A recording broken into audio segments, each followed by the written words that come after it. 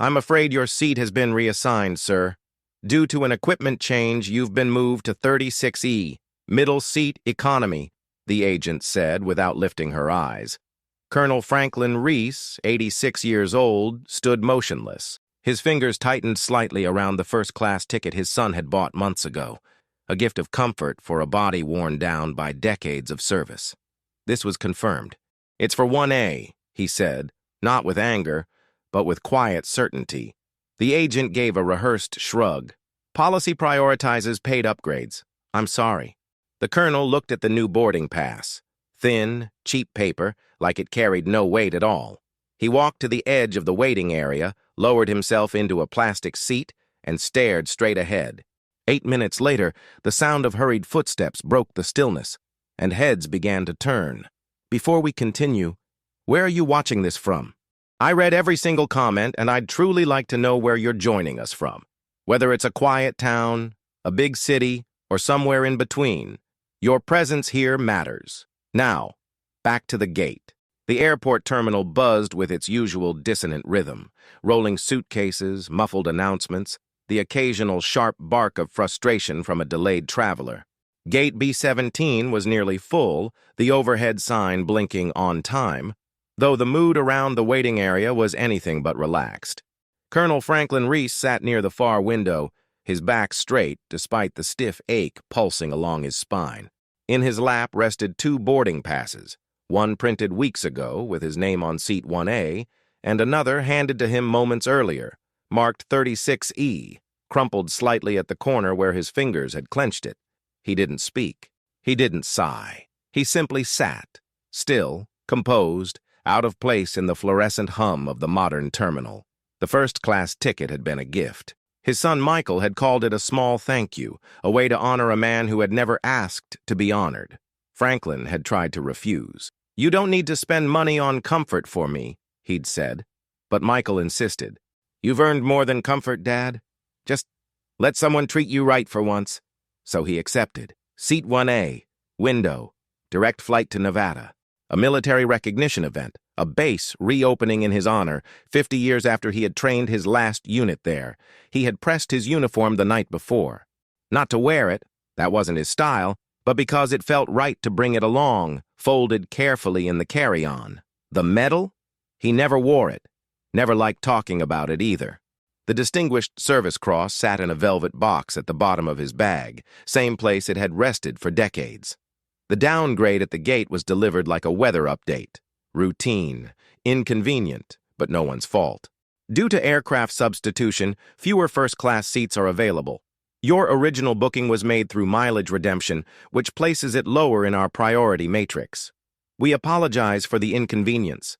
He'd heard more sincerity from men on opposing lines of fire. No one looked at him directly. Not the agent who handed him the new seat. Not the passengers weaving around his legs as they rushed to board Group A. Not the older man in a blazer who bumped his cane and didn't say sorry. Franklin felt the old silence settle into his chest, the one that always came before a mission, before a choice. He remembered the words of his late wife, whispered once on a hospital bed after a parade he refused to attend. "You're not invisible. They just don't know how to see you yet." The speaker above them chirped to life. "Now boarding first class and our Diamond Elite passengers for Flight 217, non-stop service to Reno." He watched them walk, polished shoes, tailored jackets, phone screens glowing like badges. No one glanced his way. He didn't expect them to, but someone had noticed. A young ground staffer on the far end of the terminal looked up from his tablet. His brow furrowed. Then he whispered something into his headset and stood. Across the airport, down by the executive corridor, a door opened. A man in a dark gray suit stepped through, fast, focused, his pace cutting through the crowd like a blade. Franklin didn't see him yet, but the next 8 minutes would change everything. The metal legs of the plastic chair creaked faintly as Franklin adjusted his weight. The pain in his lower back had become familiar, dull but insistent. A reminder of years spent in jump gear, carrying more than he should have. He looked down at the economy seat assignment again. 36E, middle seat, rear of the aircraft, long walk, little space. It wasn't the discomfort that bothered him. It was the silence with which it happened, the casual dismissal of who he was, of what that ticket had meant. A boy across the aisle was tapping away on a game console, feet swinging above the floor. A woman 2 seats over loudly explained to someone on speakerphone how she'd never fly with this airline again, unless they upgraded her. The irony didn't even sting. It just floated past. Franklin's carry-on sat upright beside his chair. Inside, next to his folded uniform, was the invitation. Colonel Franklin Reese is hereby recognized for exemplary service. Signed by a general who hadn't even been born when he'd first taken command. He had trained hundreds, buried more than a few, walked through war zones and homecomings, armistices and apathy. But somehow, in this moment, all of that was outweighed by an algorithm. "Excuse me?" came a voice beside him. It was a young woman in uniform, airport staff, badge clipped neatly to her shirt. "Sir, did you say you were moved from first class to 36E? He nodded slowly. "I'm not sure I can help, but I noticed your name. My grandfather served in Korea. I wanted to say thank you." He gave a faint smile. "Thank you for noticing." She hesitated. "If anything changes, I'll let you know."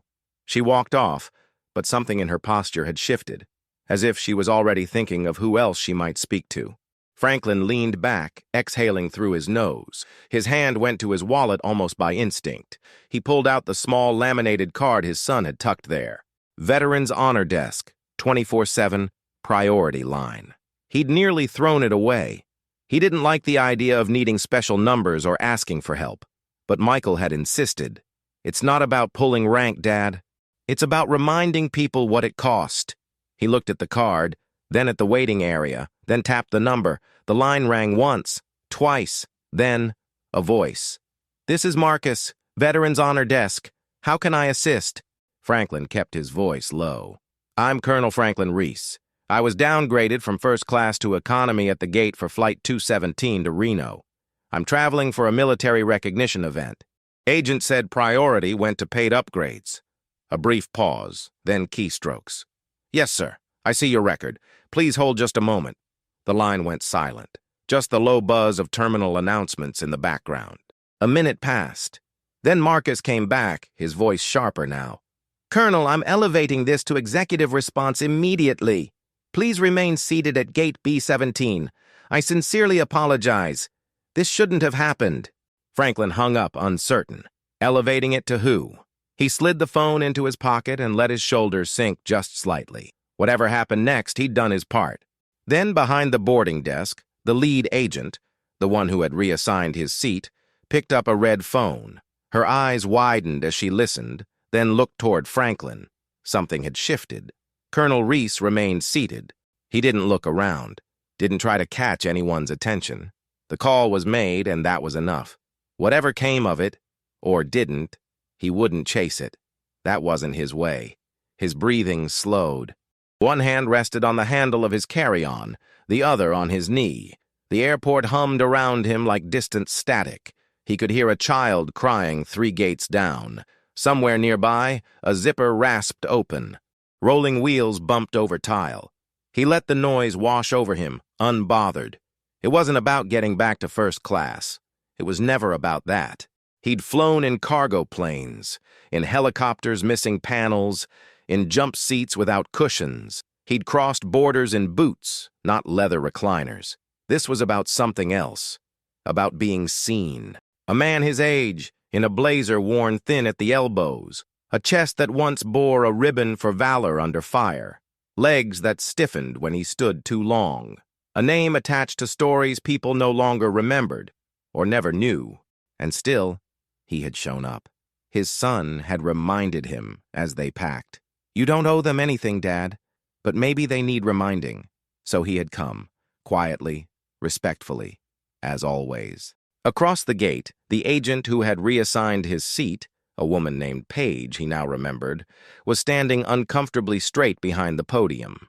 Her voice, which had sounded bored and polished minutes ago, now stumbled through the next boarding group instructions. She kept glancing toward Franklin. He didn't return the look.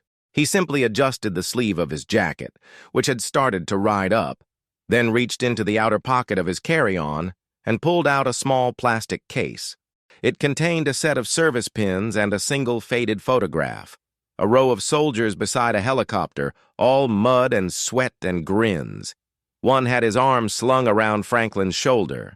He looked at it for a moment, then slipped it back inside. No one saw.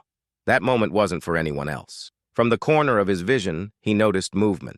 The younger woman from earlier, the one whose grandfather had served in Korea, was returning. This time, she wasn't alone. A man in a dark blazer followed behind her, wearing a visitor's badge clipped to his shirt and holding a tablet. They didn't approach the podium. They came directly to Franklin. "Colonel Reese?" the man asked softly. Franklin looked up. "Yes, my name is Julian. I'm part of the executive services team for Meridian Air. I understand there was an issue with your seating." Franklin simply nodded once. "I want you to know," Julian continued, lowering his voice, "that this is being addressed. We're correcting the error now. Someone will be here shortly. Please don't worry about a thing." The young woman gave a small smile and added, "We're really sorry, sir." Franklin didn't smile back, but he gave a slow, appreciative nod. "Thank you for saying that."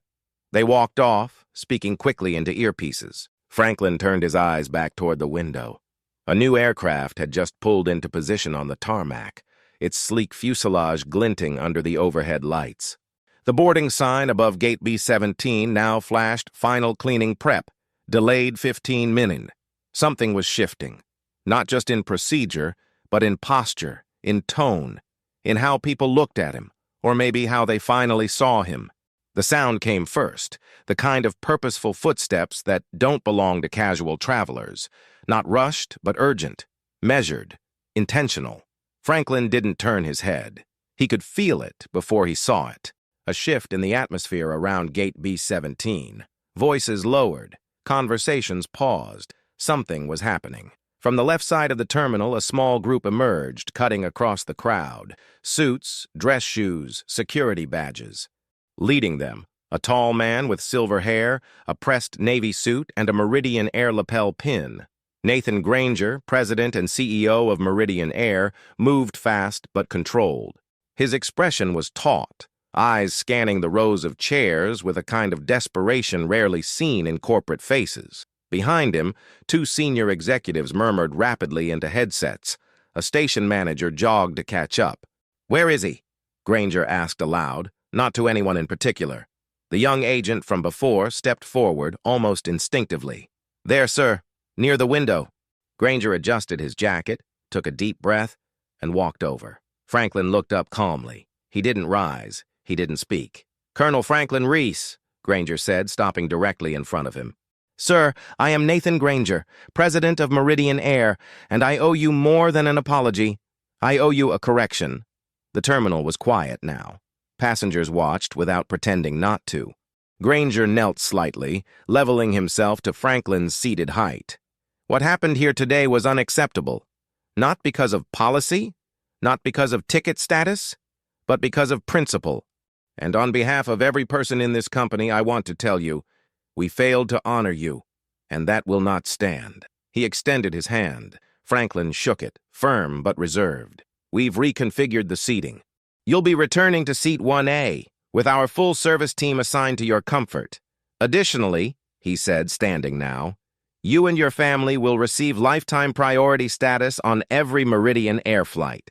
That is our commitment." One of the executives stepped forward and handed Granger a small envelope. He opened it and revealed a metallic priority card, engraved with Franklin's name. "This isn't a gesture. It's a recognition. One we should have made the moment you walked through our doors." Franklin glanced at the card, then tucked it quietly into his jacket pocket. Granger wasn't finished. He turned toward the gate desk. "Ms. Page," he said, voice firm but not cruel, "you and your supervisor will report to executive oversight for immediate retraining. Not for punishment, but for perspective. We do not reduce people to boarding groups." Page paled. The agent beside her said nothing. Granger looked back at Franklin. "Sir, I would be honored to personally escort you aboard." Franklin stood slowly. His back was stiff, but his posture was straight. "You didn't have to come all this way," he said. Granger's voice was quieter now. Yes, I did. And together, without spectacle, they walked toward the gate. If you believe moments like this still matter, that dignity can still be recognized even in silence, consider subscribing to this channel. We tell stories that others overlook. But you see them, and that changes everything. Someone stepped aside to let them pass. Then another, and another. By the time they reached the jet bridge, the murmurs behind them had faded into a kind of reverent silence. No applause, just presence. Franklin turned once more before boarding. His eyes swept the waiting area, not to seek attention, but to acknowledge that, for once, they had looked back. The cabin of Flight 217 was quiet when Franklin stepped aboard. A flight attendant near the door straightened immediately. "Welcome back to first class, Colonel Reese." She didn't overdo it, just enough to let him know he was seen. Seat 1A had already been prepared. A small pillow placed at the lumbar, a warm towel waiting. His name was handwritten on a welcome card, propped discreetly on the armrest. He sat slowly, adjusting his spine into the curve of the seat. It wasn't about luxury. It was about relief, not from discomfort, but from the quiet weight of being overlooked. One of the vice presidents who had accompanied the CEO now stood nearby, nodding respectfully. "Would you like anything before takeoff, sir?" Franklin thought for a moment. "Just water and peace." The man smiled. "You'll have both." As passengers filed in, no one stared, but they noticed. A few whispered. One young man in a reserve uniform made eye contact and gave a subtle nod. Franklin returned it just barely. He didn't need words. The plane taxied slowly. Engines hummed beneath the floor. As they took off, the city shrank below, grids and highways becoming threadwork under the glass. Franklin leaned back and closed his eyes. He didn't think about the agent. He didn't think about the upgrade or the apology, or the cameras he was glad hadn't been there. He thought about Staff Sergeant O'Hara, who once gave up his own rations for a wounded enemy. About Captain Wells, who covered a mine with his pack so no one else would step on it. About Private Mitchell, who had asked Franklin, at the end, to tell his mother he wasn't afraid. He had. Some debts don't fade. He arrived in Nevada on time. At the base, a pair of young airmen greeted him at the gate and escorted him to the dedication site. His name had been carved into the bronze beneath the words, "To those who served quietly, and those who remembered." He stood there for a long time. Later, when his son called to ask how the flight had gone, Franklin answered without hesitation. Smooth, nothing worth worrying about. But word had traveled. A few days later, a quiet press release from Meridian Air announced the Reese Protocol, a permanent directive mandating that all veterans with distinguished honors receive automatic priority consideration, regardless of fare class or payment method. Training across the company was updated. Veterans organizations were contacted. The tone had changed. Franklin didn't mention it to anyone. He simply kept the engraved card in the same plastic sleeve where his original boarding pass had been. Weeks later, he received a letter from the young woman at the airport. No formal header, just a folded sheet of paper. "My grandfather would have been proud. Thank you for your quiet strength." Franklin placed the letter inside the same drawer where he kept his medals, folded flag, and a photograph of men whose names the world no longer spoke aloud. But he did. And sometimes, not even that. Sometimes he simply sat by the window with the sun warming the sill and thought about how a man's value can't be downgraded by a system that forgets who built it.